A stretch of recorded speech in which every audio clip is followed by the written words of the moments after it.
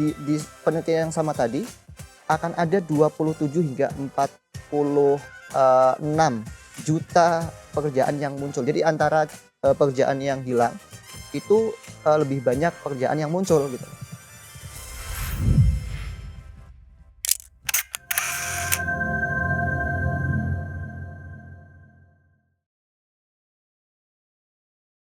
Berdasarkan World Economic Forum dalam The Future of Jobs Report 2020, terdapat beberapa jurusan kuliah yang memiliki peluang besar yang akan banyak dicari di bursa kerja hingga tahun 2030 mendatang. Adapun sebagian besar pekerjaan tersebut cenderung didominasi oleh pekerjaan berbasis internet atau digital. Pada konteks Indonesia, studi yang dilakukan di Bangladesh, India, Indonesia, Filipina, dan Amerika Serikat menemukan bahwa hampir 75% pemberi kerja di 5 negara tersebut membutuhkan talenta digital, mulai dari keterampilan dasar, menengah, hingga lanjutan, seperti data scientist, cyber security, cloud computing, dan artificial intelligence atau AI. Berbicara tentang AI, Mustafa Sulaiman, CEO dari Microsoft AI dalam diskusinya di TED menyatakan bahwa jika manusia membaca buku selama 24 jam seumur hidup, mereka bisa membaca 8 juta kata. Sementara AI dapat membaca 8 triliun kata dalam proses training sebulan. Proses belajar yang cepat ini tentu memberikan bayangan bahwa AI tidak akan pergi kemana-mana di tahun-tahun mendatang dan akan berkembang terus-menerus. Digadang-gadang, AI bahkan dapat menggantikan peran manusia di masa depan. Dan beriringan dengan AI adalah robotik, merupakan dua hal yang berikatan erat dan tidak bisa dipisahkan. Intel bahkan mengungkapkan bahwa AI memungkinkan robotics untuk menjalankan solusi inovatif terhadap bisnis. Lantas, apa dan bagaimana sebenarnya AI dan robotik ini? Benarkah AI and robotics akan menguasai masa depan? Siapkah Prodi AI and Robotics mencetak talenta digital yang mumpuni di bidang AI dan robotics? Baik, Bright People, saya Tamara yang akan memandu diskusi Prasmul Insight kita kali ini. Telah hadir di studio Bapak Syafrudi. Halo Bapak. Hai Tamara. Nah, Bright People, Bapak Syafrudi ini sendiri merupakan seorang Master of Engineering dan merupakan faculty member dari program studi AI and Robotics Universitas Prasetya Mulia yang menyelesaikan pendidikan masternya dari Universitas Gadjah Mada. Nah, Pak Rudi hari ini gimana nih? Udah siap belum untuk sharing-sharing bersama kita tentang AI and Robotics? Iya, tentu saja sudah siap. Oke. Nah, ada juga Lunardi. Halo. Halo. Seorang mahasiswa tingkat 3 AI and Robotics yang baru saja mengikuti kontes robot tematik Indonesia, benar? Iya, benar-benar. Oke. Nah, nanti juga Lun bisa cerita-cerita nih pengalaman kamu mungkin ikutan kontes robot ataupun pengalaman kamu belajar tentang AI and Robotics. Oke. Nah, berbicara tentang AI nih Pak, sekarang kan lagi rame nih dibicarakan bahwa AI akan menggantikan peran manusia di masa depan. Ini bukan isapan jempol belaka ya Pak. Karena udah ada contohnya seperti di bidang jurnalisme, dilakukan oleh portal berita MSN yang menggantikan jurnalisnya dengan AI software. Dan Google sendiri dikabarkan menggantikan posisi customer care dan ad sales process dengan AI technology. Namun, baru-baru ini Bill Gates mengatakan akan ada 3 pekerjaan yang aman dari AI takeover. Pekerjaan tersebut adalah alternative energy sector, health bioscience, dan juga AI development. Nah, dengan segala riuh rendahnya nih Pak berita tentang AI and robotics yang mungkin banyak membawa kekhawatiran bagi banyak orang, bisa dijelaskan nggak sih ke kita AI itu sebenarnya apa? Dan tapi sebelumnya mungkin Pak Rudi bisa jelaskan dulu kali ya, kalau di Prasmul itu jurusan AI and Robotics itu mempelajari apa aja nih Pak? Dan mungkin apa sih kaitannya AI dan robotics itu sendiri? Monggo nih Pak. Boleh. Ya, terima kasih Tamara atas kesempatannya. Mhm. Seperti yang kita tahu ya bahwa Prasmul ini punya 3 sekolah atau fakultas. Mungkin di kampus lain namanya fakultas, tapi di Prasmul ada 3 sekolah, Mhm. SBE, SHSI, dan STEM. Dan STEM atau Science, Technology, Engineering, and Mathematics ini ada 6 jurusan. Nah, AI and Robotics adalah salah satunya.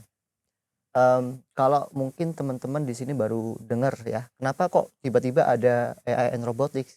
Ini sepertinya asing gitu ya. Jangan heran ya, karena Mhm. sebetulnya kami sudah ada dari dulu, tapi mungkin dulu, lebih dikenal dengan Computer System Engineering gitu, Oke. dan mulai saat ini, sekarang kita akan ingin memperkenalkan kepada masyarakat, kepada khalayak umum bahwa, prodi kami, adalah dikenal sebagai AI and Robotics karena memang, maksud kami, untuk berfokus di sana, untuk berfokus di AI and Robotics gitu. Nah, seperti yang kita ketahui, AI and Robotics mungkin bisa saya bilang, the most advanced of emerging, future technology gitulah ya. Nah, tentu saja kita harus tahu dulu nih apa AI, tadi ditanyakan, apa itu AI. AI itu, kalau kita berbicara komputer, science gitu ya, komputer science itu cabang ilmunya banyak sekali. Nah, salah satunya adalah AI. Mmm. AI itu adalah suatu, cabang ilmu yang mana kita di situ untuk membuat sistem yang bisa, menerapkan, kecerdasan manusia gitu, bisa berperilaku seolah-olah bagaimana kita sebagai manusia itu berpikir, bertindak, dan mengolah data dan lain sebagainya gitu. Itu sih, terus tadi ditanya juga tentang kaitannya dengan robotics Yap. mungkin. Kalau dulu, robotics itu hanya sekedar mengolah, input gitu ya, mengolah input, memproses, kemudian dia mengeluarkan output sesuai dengan apa yang kita program gitu. Sekarang ini, robot, sudah banyak diintegrasikan dengan apa yang namanya AI tadi. Sehingga yang namanya robot ya, AI itu yang sering kita jumpai adalah entitas, software gitu ya, hanya perangkat aja. Tapi ketika disatukan dengan sebuah robot, itu ketemu dengan entitas fisik gitu, maka itu menjadi sesuatu hal yang, eee, penerapannya banyak sekali gitu. Mungkin, Tamara pernah mendengar robot Sophia, pernah dengar? Belum nih Pak, Iya, mungkin Bapak bisa jelaskan sedikit robot iya, Sophia itu apa? ya teman-teman kalau mungkin pernah mendengar bahwa ada, kalau tidak salah satu-satunya robot yang diberi kewarganegaraan oleh Arab Saudi, itu adalah robot Sophia ya. Di situ robot seperti, manusia gitu, Mhm. humanoid robot, kemudian diberikan kecerdasan buatan Mhm. sehingga dia itu bisa, menjawab pertanyaan-pertanyaan, dari manusia gitu Mmm. ya, seperti mungkin kita memakai ChatGPT Mhm. gitu ya. Nah, mungkin teman-teman juga sudah sangat familiar dengan ChatGPT, Mhm. itu adalah sebetulnya salah satu dari cabang dari AI, yaitu NLP, Natural Language, Processing. Oke. Jadi kemajuannya sangat banyak sekali. Terus mungkin sekarang ini banyak, atau yang masih berkembang adalah generative AI. Kalau mungkin, Tamara pernah dengar Sora gitu ya, sebuah software yang dengan menggunakan prompt saja kita bisa men-generate video. Oke. Ya, jadi dengan prompt aja kita bisa mendapatkan video gitu, itu Mhm. udah banyak sekali, udah hype juga. Kemudian dengan prompt juga kita bisa men-generate music. Mhm. Musik itu bisa di-generate dengan, generative AI. Jadi perkembangannya sangat luas, contohnya sangat luas, dan penerapannya juga sudah sangat luas. Oke. Bright people mungkin sudah mendengar ya, bagaimana mungkin dalam keseharian kita sekarang ini, kita dapat menemukan banyaknya penerapan AI.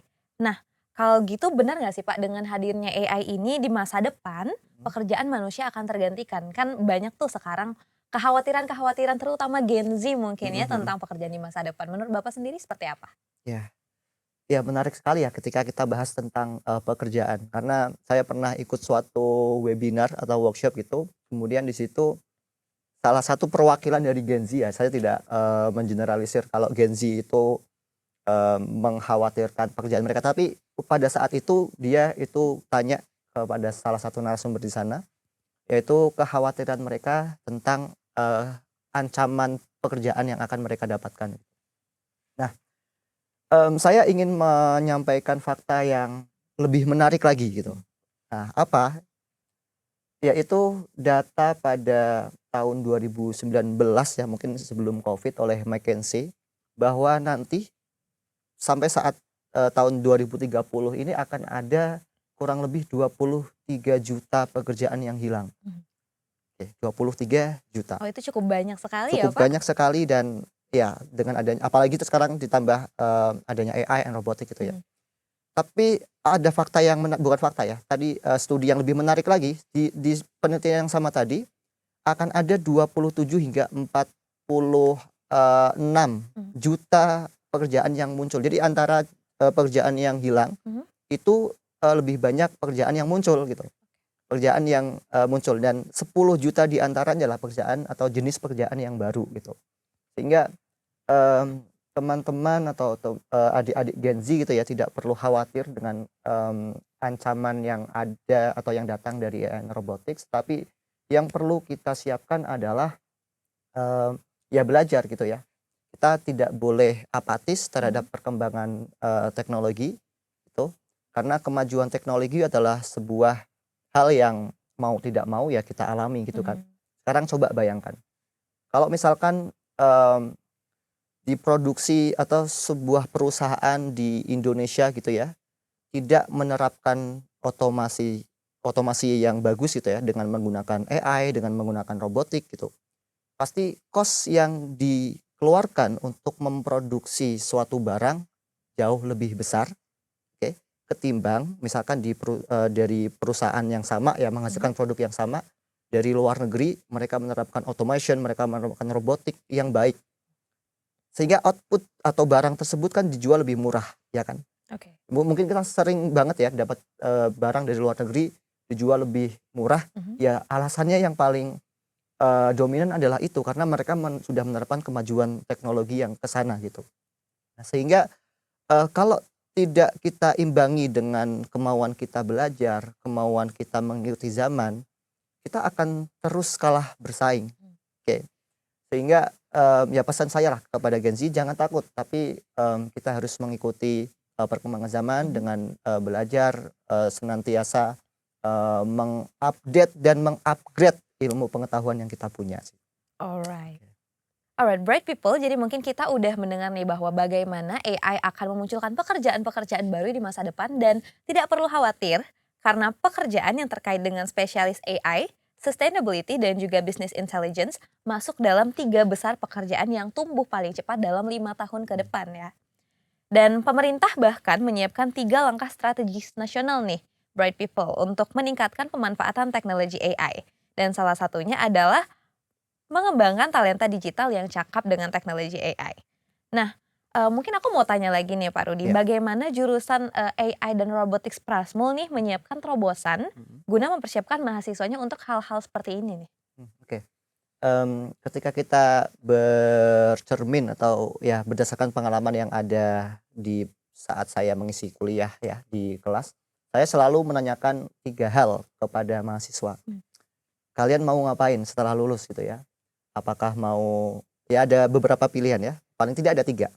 Ada yang mau kuliah, melanjutkan studi S2, kemudian ada yang mau bekerja di dunia industri gitu, dan ada yang mau mendirikan usaha gitu.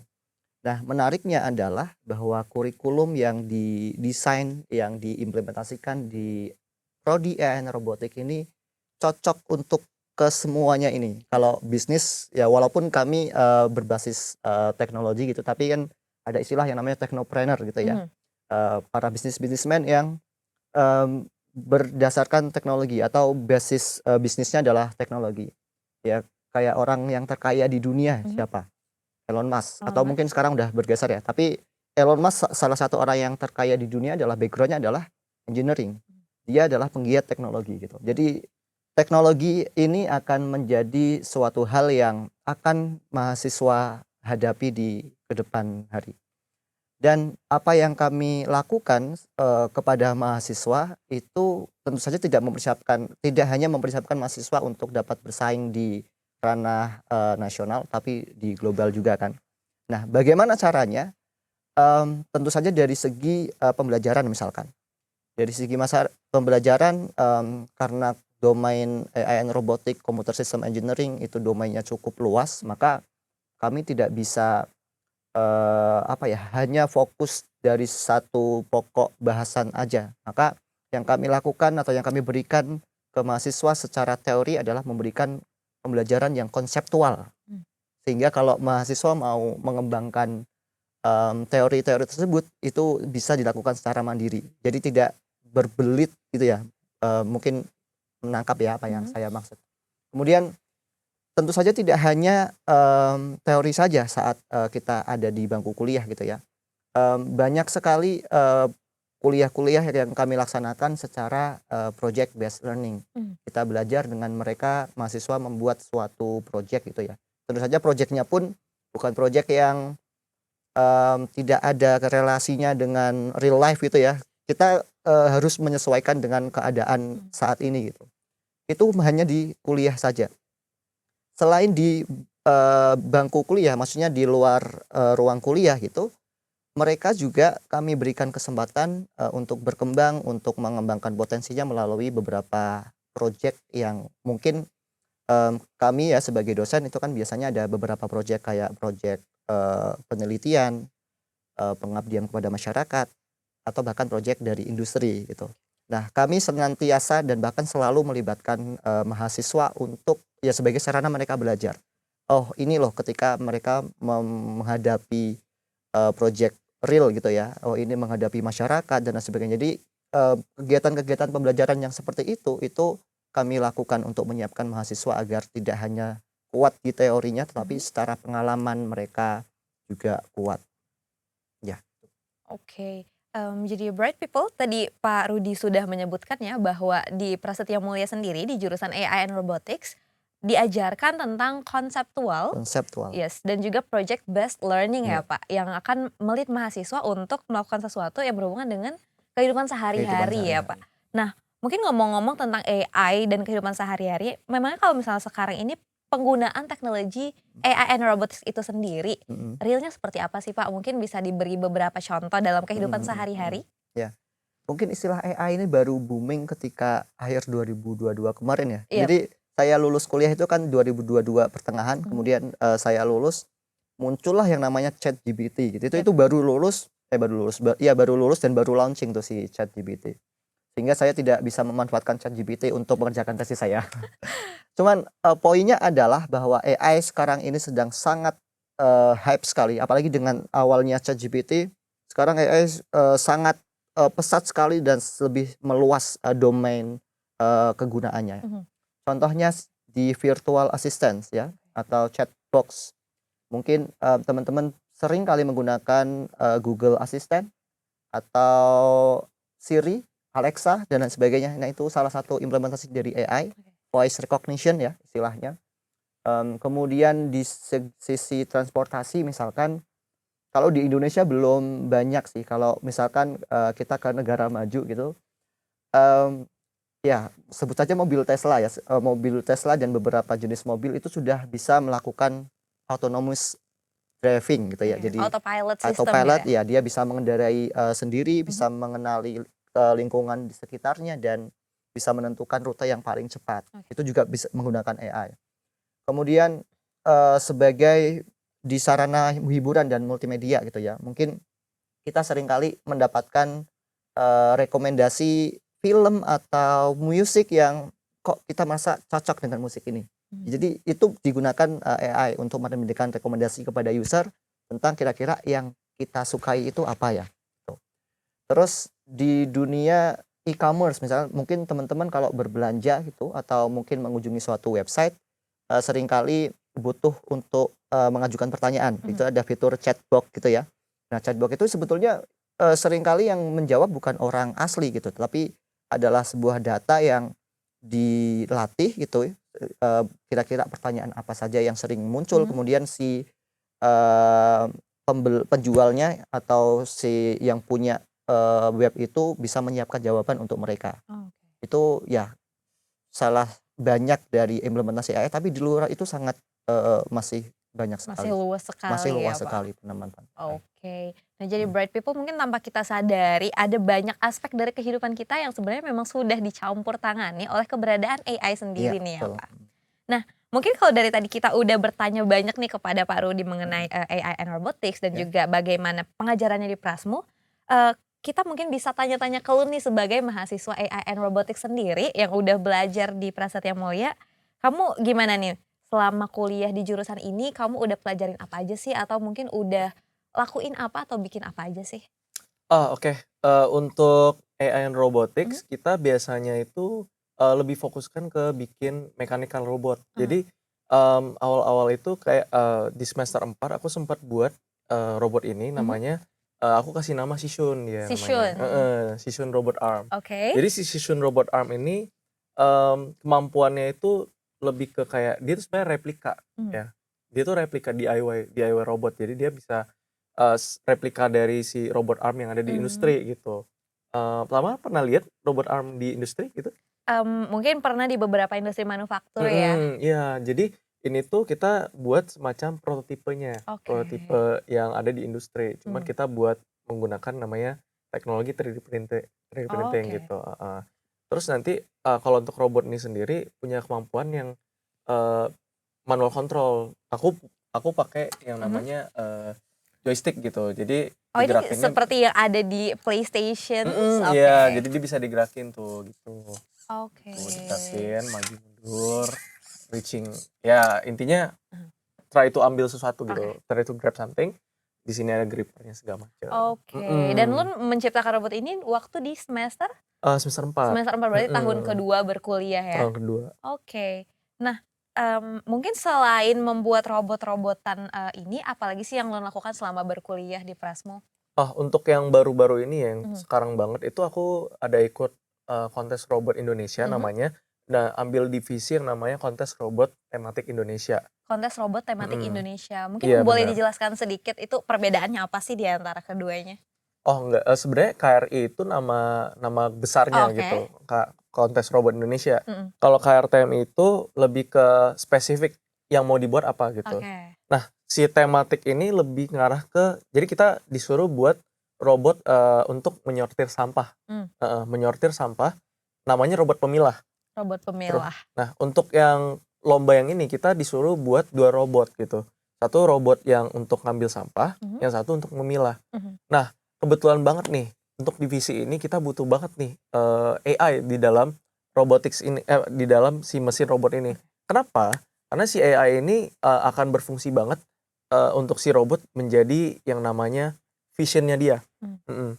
Jadi di AI sendiri itu ada yang namanya computer vision. Computer vision itu kalau di Indonesiain tuh namanya visi komputer. Alias kita bisa bilang matanya komputer lah gitu. Oke. Nah, dengan adanya matanya komputer ini dia bisa ngelihat gitu. Oh, ini objek apa nih gitu. Jadi dia bisa cari tahu sendiri. Oh, ini benda apa nih?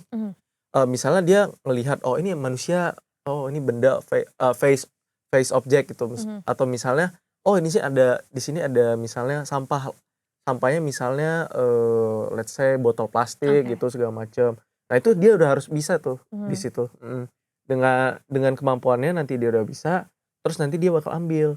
Nah, setelah diambil nanti bakal dibuang ke tempat sampah yang udah dikhususkan. Kayak misalnya botol plastik. Kalau misalnya sampah daun misalnya, sampah daun gitu. Oke. Udah disortir secara baik. Oke, berarti di kontes robot Indonesia ini sendiri, AI yang kita sebutkan dari tadi memang sangat dibutuhkan untuk si robot yang Bener tadi ya, untuk Iya. membantu mungkin efisiensi kerjanya robot tersebut. Alright. Nah, Lun kan tadi udah menyebutkan nih selama kuliah ngapain aja, terus juga tadi ikut lomba. Nah, sekarang kan Lun udah di tahun ketiga, which is yang kita tahu akan 1 tahun lagi lulus. Iya. Nah, Lun sendiri udah kebayang belum sih kalau lulus itu mau ngapain sih, mau kerja di mana? Atau mungkin sekarang udah ada persiapan nggak? Mungkin internship somewhere gitu?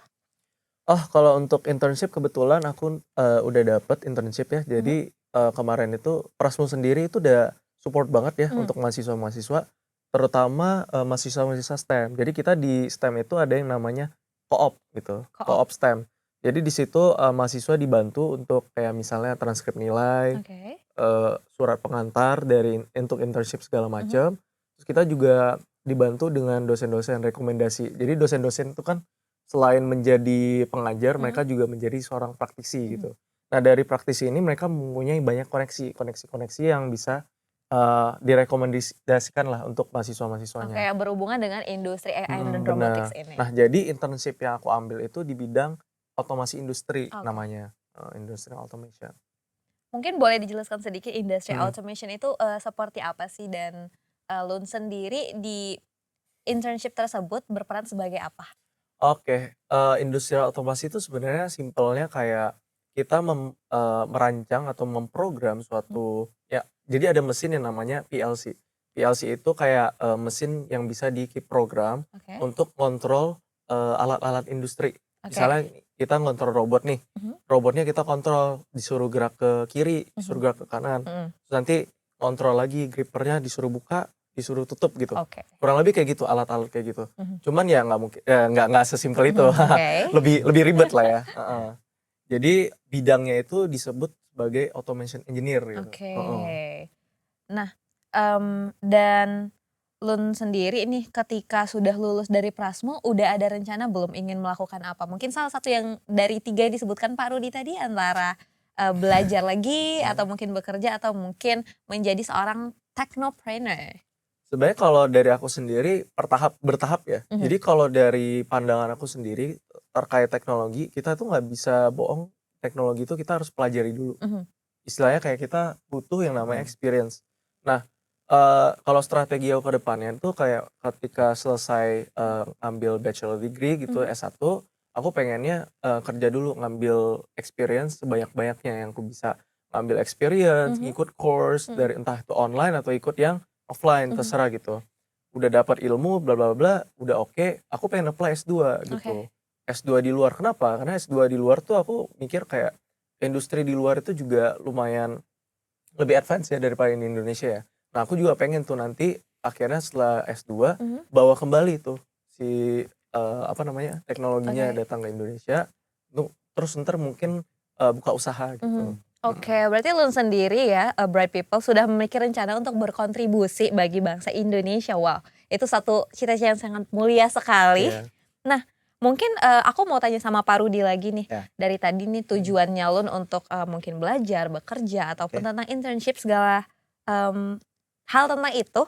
Dari jurusan sendiri nih Pak, ada tidak untuk membantu mahasiswa atau mengarahkan mahasiswa ke path yang mereka rencanakan? Oke. Ya tadi kalau saya pribadi gitu ya, Oke. tapi saya yakin dosen-dosen atau FM yang lain itu melakukan hal yang sama.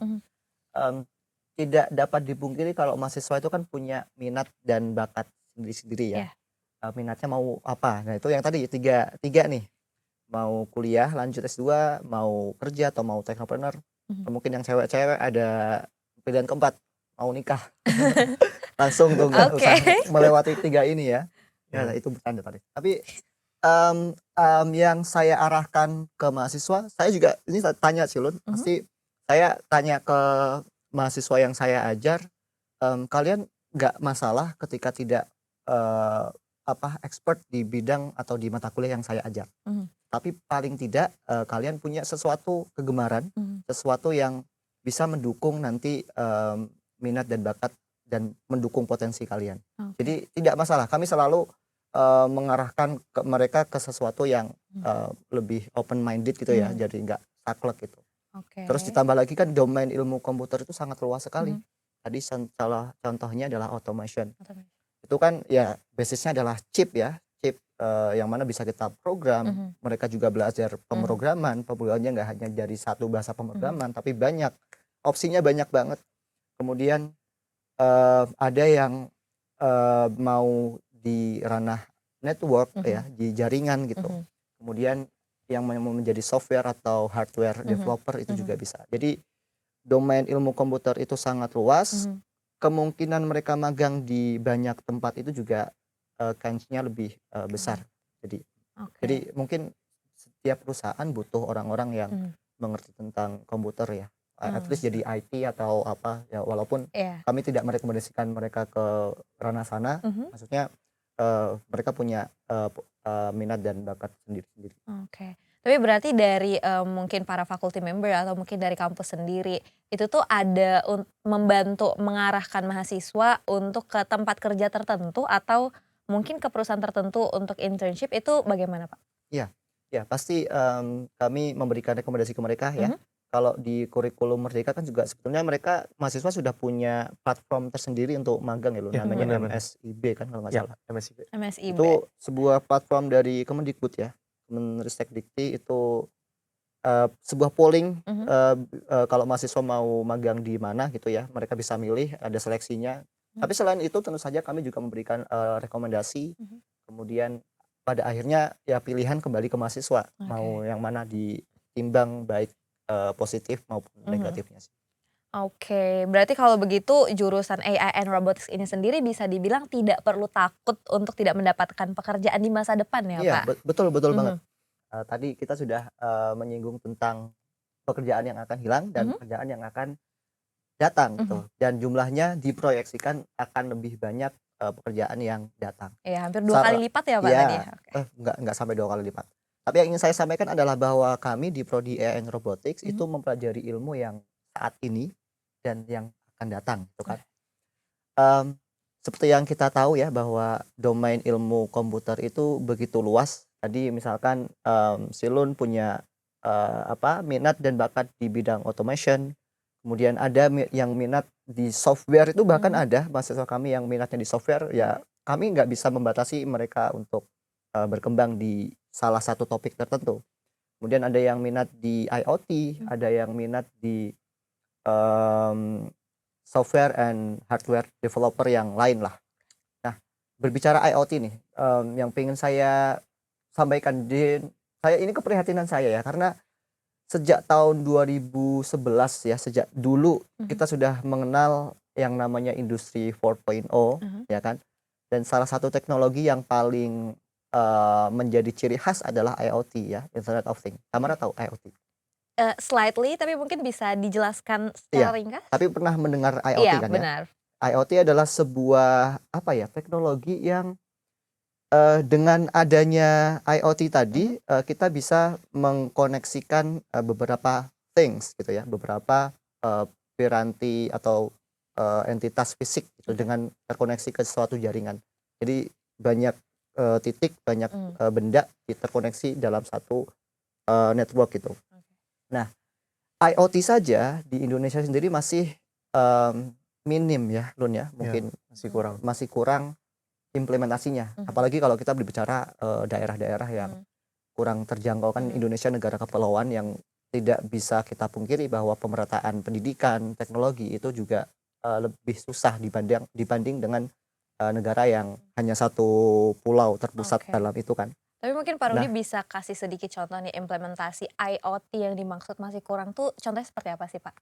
ya, mmm, kalau contohnya gini, kalau mungkin di kota-kota besar seperti ya kota ibu kota di Mhm. beberapa provinsi mungkin, menerapkan, smart, automation atau industrinya mereka sudah berbasis, Internet of Things itu Oke. mungkin sudah familiar kita mendengar itu. Mhm.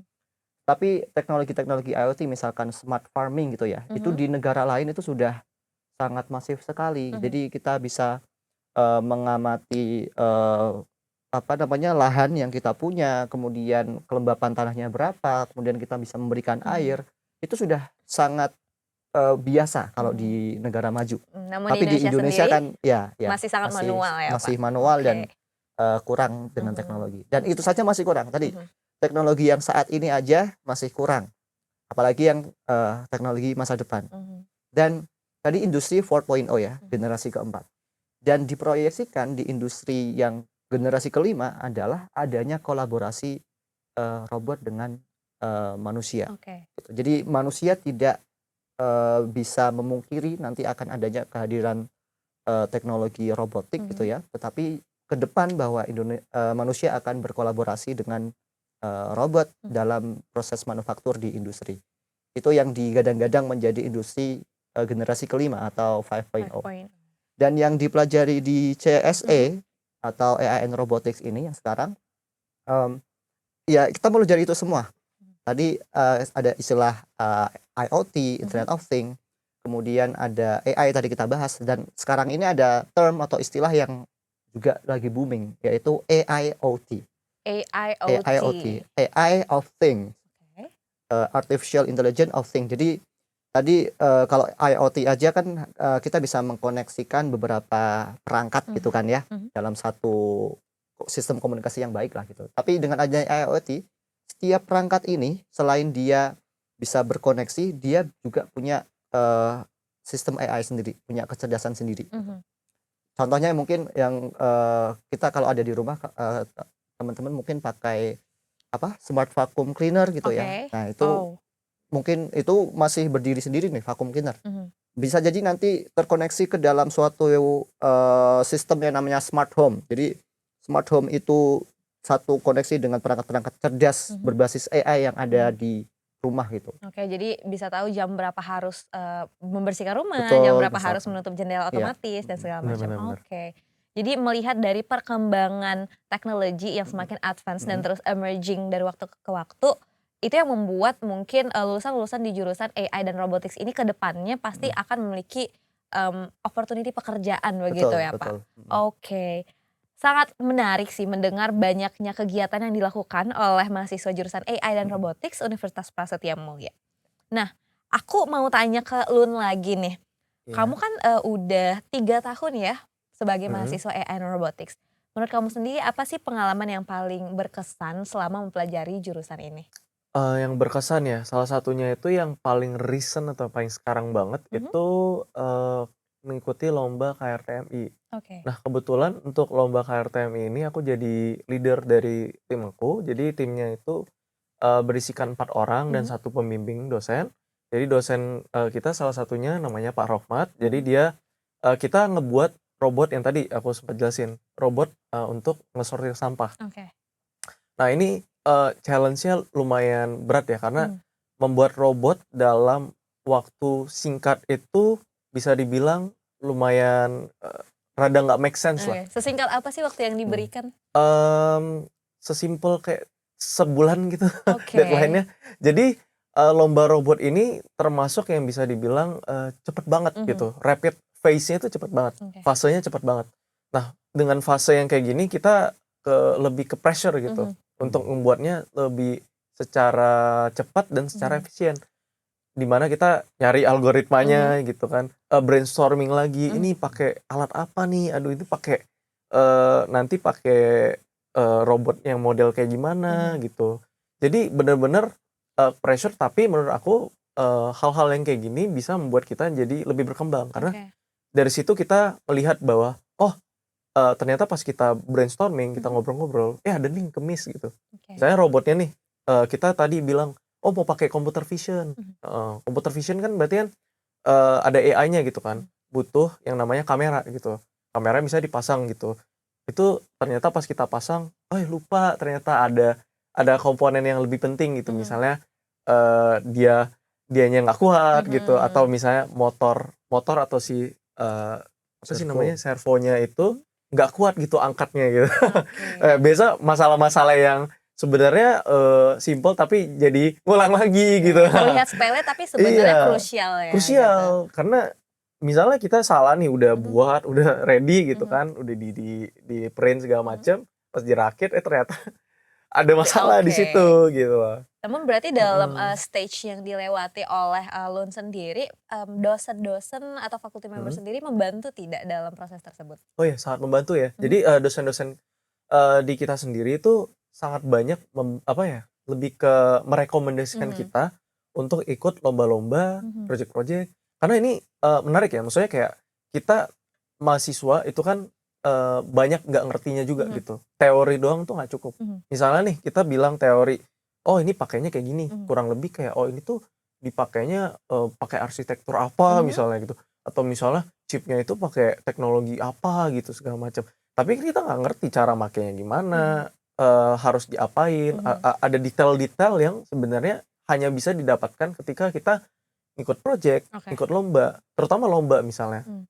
Kayak aku sekarang dapatnya kayak soft skills yang kayak, jadi Mhm. leadership, ya kan. Terus kita harus bisa brainstorming, Mhm. terus kita harus adaptif gitu kan dengan, Mhm. rules lomba yang berubah-ubah terus, yang nggak Mhm. konsisten sebenarnya. Jadi, ya itu makanya Mhm. jadi challenge yang besar gitu buat Mhm. kita untuk, ngebuat suatu terobosan baru gitu. Apalagi robot dalam waktu sebulan itu nggak make sense ya, coba Iya. dibayangin deh gitu, buat robot terus tiba-tiba sebulan gitu kan, Mhm. kayak nggak Alright. mungkin gitu Itu kan. bener-bener Iya. kejar-kejaran sama waktu ya? Iya, kejar-kejaran, Oke. jadi almost impossible lah. Mhm. Belum paperwork-nya gitu kan, ada dokumentasi segala macam. Alright. Tapi mungkin, bright people sendiri di sini tuh pengen tahu nih Lun, dari tadi Lun tuh proses robot-robot ini membuat segala sesuatu itu tuh apakah fasilitas dari universitas sendiri memadai atau bagaimana nih Lun dan tim dalam mengkreasikan robot-robot ataupun hal-hal lain nih yang menjadi praktik sendiri selama kuliah? Oh, kebetulan untuk ikut lomba robot ini Mhm. kita fully disupport sama kampus. Jadi Mhm. untuk dana kita nggak perlu khawatir lah. Jadi Mhm. kita kemarin itu tinggal cari kira-kira komponen apa aja yang kita Mhm. butuhin, terus kita tinggal ya purchase dan kita salah satunya enaknya di Prasmul itu kita punya mesin namanya 3D printer. Oke. Nah, ini jadi robot ini itu kita print sendiri gitu di kampus. Jadi kita Oke. nggak ada tuh beli-beli, nggak ada Mhm. begituan. Jadi bener-bener print Mhm. sendiri, desain sendiri ya kan. Mhm. Udah selesai di print, dari desain, Mhm. baru tuh nanti di apa namanya, dirakit Dirakit gitu sendiri, ya. oke. Dirakit, dipasang bautnya, umurnya. Nah itu tuh jadi kesenangan kita. Jadi kayak Oke. merakit sesuatu, terus ada error, kita cari bareng-bareng. Mhm. Terus ada aja hal-hal lucu yang kayak misalnya, oh ternyata dia nggak kuat nih, tremor Oke. dia gitu kan robotnya, nggak mau Oke. angkat gitu kan. Nah itu ada tuh, banyak lah cerita-cerita Oke, lucu di situ berarti juga.